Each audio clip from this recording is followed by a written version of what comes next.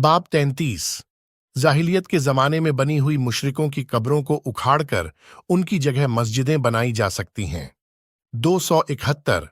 आयशा रज़ियल्लाहु अन्हा से रिवायत है कि उम्मे हबीबा रज़ियल्लाहु अन्हा और उम्मे सलमा रज़ियल्लाहु अन्हा ने हबशा में एक गिरजाघर देखा था जिसमें तस्वीरें थीं। जब उन्होंने नबी सल्लल्लाहु अलैहि वसल्लम से उसका जिक्र किया तो आपने फरमाया, उन लोगों की आदत थी कि उनमें अगर कोई नेक मर्द मरता तो उसकी कब्र पर मस्जिद और तस्वीर बना देते। क़यामत के दिन यह लोग अल्लाह के नज़दीक बदतरीन बहुत बुरी मखलूक हैं। फ़ायदे। आजकल तो लोग कब्रों को सजदा करते हैं और खुलकर उनका तवाफ करते हैं, जो खुला शिर्क है।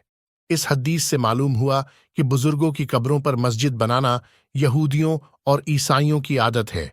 रसूलुल्लाह सल्लल्लाहु अलैहि वसल्लम ने इसे हराम करार दिया है और आपने तस्वीर बनाने को हराम फरमाकर बुत परस्ती की जड़ काट दी है।